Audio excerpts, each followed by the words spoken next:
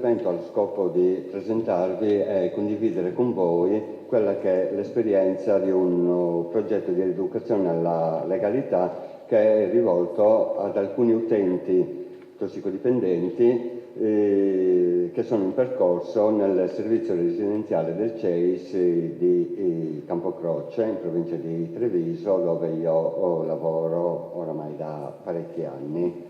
Si tratta di un'attività psicoeducativa che è iniziata 6 anni fa e che va ad integrarsi agli altri strumenti terapeutici che sono utilizzati all'interno del programma, proprio in un'ottica di presa in carico di tipo multidimensionale.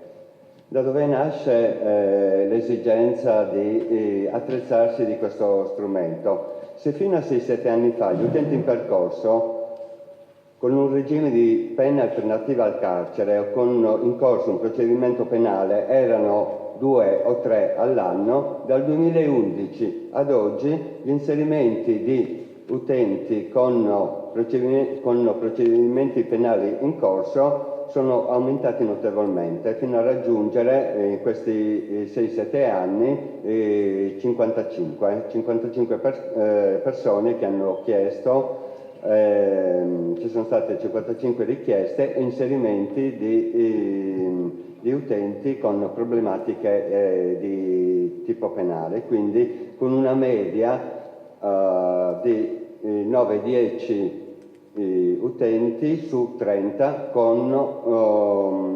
problematiche di tipo penale o antisociale. La maggior parte di questi utenti, già condannati in via definitiva, beneficiano o hanno beneficiato della concessione dell'affidamento in prova al servizio sociale in casi particolari, in seguito alla richiesta di accedere ad un programma di recupero oppure perché erano già in percorso al momento della condanna. Seppure sia evidente la forte correlazione che c'è tra tossicodipendenza e illegalità, non necessariamente i reati commessi da questi utenti sono conseguenza di un disturbo antisociale di personalità. Nella maggior parte dei casi sono la conseguenza di una condizione di necessità costante, impellente e non procrastinabile di assumere la sostanza stupefacente e superare lo stato astinenziale. Non è un caso infatti che i reati più spesso i reati più comuni per i quali essi vengono condannati sono quelli contro il patrimonio, molte volte anche a danno dei familiari, e quelli dello spaccio. Ecco, non sono delle persone che usano sostanza per commettere reati, ma sono delle persone che commettono dei reati a causa dello stato di tossicodipendenza. La vicinanza con l'ambiente antisociale e con il mondo della criminalità ha sviluppato e rinforzato in molti di loro uno stile comportamentale e relazionale che è caratteristico della personalità antisociale, ripeto, anche quando non hanno un disturbo di personalità antisociale.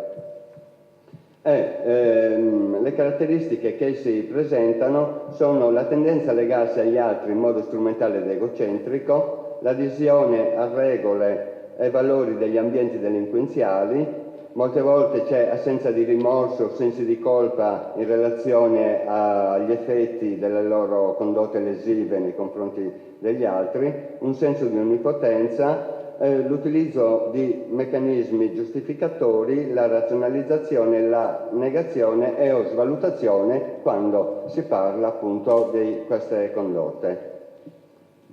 La presenza in percorso di un numero elevato di utenti con queste caratteristiche ha spinto la nostra equipe nelle condizioni di interrogarsi sul tipo di presa in carico, sugli interventi da adottare e sulla necessità di potersi attrezzare di uno strumento e di un setting terapeutico ad hoc che si integrasse agli altri senza sostituirsi oppure sovrapporsi.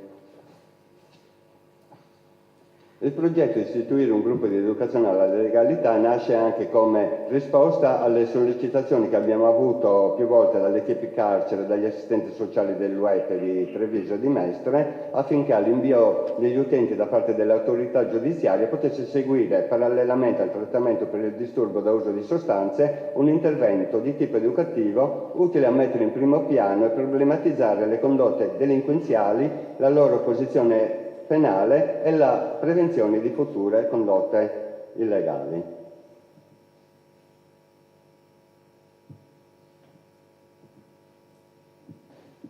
Il gruppo è stato avviato nell'aprile del 2011 ed è proseguito con cadenza bimensile con una durata di 1 ora e mezza circa. È composto dagli utenti in affidamento, agli arresti domiciliari oppure in attesa di giudizio già in percorso presso il nostro servizio e da utenti che, pur non avendo in corso un procedimento penale, presentano però caratteristiche di funzionamento comportamentale e relazionale di tipo antisociale, ripeto, anche in assenza di una diagnosi di disturbo di personalità. È un gruppo aperto, nel senso che prevede l'entrata in itinere di nuovi utenti e l'uscita di quelli che hanno concluso il percorso o la misura alternativa.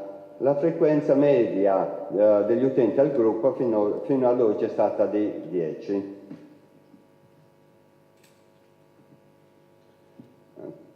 Gli obiettivi. Allora, gli obiettivi ho cercato di sintetizzarli in alcuni punti. Cercare di prevenire il rischio che all'interno del servizio si potesse formare un sottogruppo di utenti che al suo interno proponesse regole, modelli comportamentali, forme di comunicazione più vicine all'ambiente carcerario o agli ambienti delinquenziali frequentati precedentemente piuttosto che a un luogo di cura. Incrementare la motivazione ad intraprendere e portare avanti il percorso di cura in modo più autentico e strumentale. Infatti per la maggior parte di questi utenti la sanzione penale e la carcerazione costituisce la principale motivazione che li spinge ad intraprendere un programma terapeutico residenziale. Poi nel corso del programma la motivazione può diventare altro, però all'inizio gioca un ruolo fondamentale la strumentalità della scelta. Sviluppare una maggiore consapevolezza sulla correlazione tra tossicodipendenza e i propri comportamenti devianti e reati commessi, fornire strumenti per comprendere il disvalore delle condotte delinquenziali, stimolare l'acquisizione di competenze diverse nel rapporto con gli altri, la proprietà, le regole, le leggi e le istituzioni e promuovere comportamenti prosociali ed empatici. E infine portare a termine in modo positivo la misura alternativa alla pena carceraria.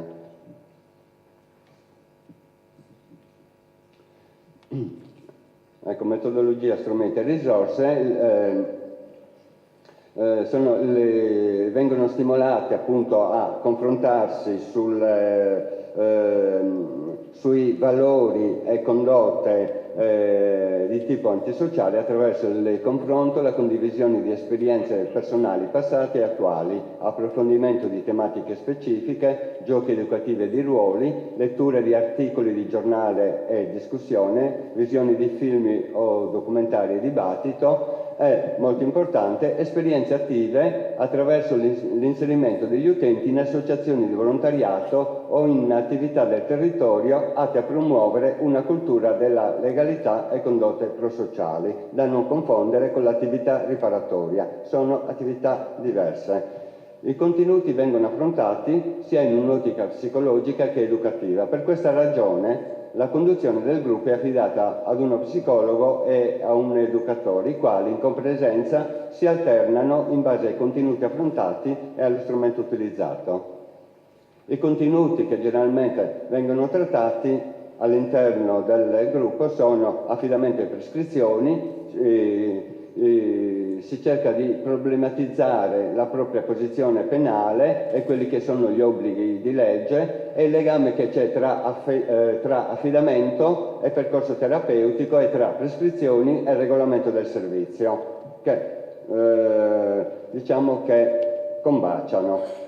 Significati e obiettivi dell'attività riparatoria, quindi rispetto al fatto che non è un'attività di volontariato o di lavori forzati, ma è altro. Valore e significato delle regole e delle leggi e l'importanza di rispettarle anche quando non sono condivise. Il legame tra tossicodipendenza e legalità è il confronto tra atteggiamenti, comportamenti, valori e regole degli ambienti delinquenziali e quelli del mondo civile. Altri temi che vengono affrontati sono le condotte delinquenziali e le conseguenze che hanno per sé e per gli altri, funzioni e ruolo delle istituzioni e delle forze dell'ordine, cercando di aiutarli a superare il pregiudizio che essi hanno verso queste istituzioni. Vorrei parlarvi un attimo delle attività esperienziali che sono state proposte e portate avanti nel corso di questi anni. 15 utenti, accompagnati da uno dei conduttori del gruppo e da una tirocinante, hanno partecipato ad un campo estivo di Libera ad Assisi. Sono rimasti lì per una settimana intera. 4 utenti hanno partecipato alle attività di un'associazione di Treviso, Carovana dei Lettori, proponendo all'interno di incontri pubblici nei comuni della provincia di Treviso la lettura di Radici avvelenate. È un testo che si propone di diffondere una maggiore conoscenza e sensibilizzazione sui temi di lotta alla criminalità organizzata e alla corruzione. 3 utenti hanno collaborato con un'associazione sempre del territorio alla ristrutturazione e manutenzione di un parco pubblico e di un edificio al suo interno, creando spazi di aggregazione per adulti e bambini e di attività ludiche e culturali. Ecco, questa esperienza per questi utenti ha rappresentato un forte valore simbolico di cambiamento, in quanto parchi e giardini pubblici nel loro passato costituivano luoghi di spaccio e di uso di sostanze stupefacenti. Infine, per ultimo, ma non appunto meno importante, ma è ultimo anche in ordine cronologico perché è stato portato avanti nel corso di quest'anno, 14 utenti, in collaborazione con la dirigenza scolastica, il consiglio d'istituto, l'amministrazione comunale di Mogliano Veneto, hanno realizzato un progetto che è stato avanzato dagli alunni di una scuola primaria di Mogliano di avere una scuola più bella. Essi hanno messo a disposizione le proprie risorse professionali ed artistiche per il riordino del giardino, restauro e tinteggiatura delle pareti esterne, la riproduzione con vernice sulle pareti esterne e sul cemento a terra di giochi a tema. Vi faccio vedere qualche foto rispetto a questa ultima attività. Ecco. Questo soprattutto per farvi vedere le risorse artistiche anche che queste persone hanno e sono rimaste anestetizzate e anche la possibilità di poter realizzare queste capacità artistiche e interessi in maniera legale. Molti di loro erano dei writer che dipingevano i muri appunto in maniera illegale. Ecco, hanno potuto farlo invece all'interno di un atto di civismo e di prosocialità. A questa attività sono seguiti anche degli articoli sulla stampa locale. Ecco, anche questo per loro rappresenta un forte segnale di cambiamento. Generalmente loro entravano dentro le notizie per i reati commessi, diventano interpreti con un'altra veste. Vi do qualche dato proprio rispetto a questa attività e concludo. Su 55 utenti che hanno svolto l'attività, le situazioni di criticità sono state 16. Abbiamo avuto 3 in questi ultimi 6-7 anni, appunto, da che è stata istituita questa attività. Abbiamo avuto 3 recidivi, 2 dopo le dimissioni e 1 invece durante il percorso. Ci sono state 8 revoche della misura alternativa, 4 per abbandono del percorso e quindi evasione, 4 per gravi trasgressioni al regolamento e alle prescrizioni o assenza di una seppur minima adesione al contratto terapeutico. 5 utenti senza pendenze penali hanno abbandonato il percorso. Sono stati 39 quelli che hanno portato a termine positivamente il programma terapeutico e la misura alternativa, oppure che sono ancora in percorso. Alcune considerazioni finali. La partecipazione degli utenti fino ad oggi è stata molto attiva. Essi hanno trattato i temi proposti con interesse e coinvolgimento, tanto da continuare spesso il confronto sui temi affrontati anche fuori dal setting di gruppo. Quando i contenuti vengono trattati sotto forma di discussione e di confronto, l'approccio degli utenti appare molto razionale e formale. Al contrario, essi invece mostrano disagio quando vengono proposti sotto forma di attività e di giochi di ruolo, poiché sono spinti a misurarsi sul piano emotivo e a mettere insieme condotte e stati emotivi. I maggiori risultati riscontrati, oltre a portare a termine positivamente la misura alternativa, sono quelli relativi alla problematizzazione della loro condizione penale e alla remissione di condotte e relazioni di tipo antisociale, seppure ciò avviene molte volte con modalità di adattamento, ma anche questo va bene.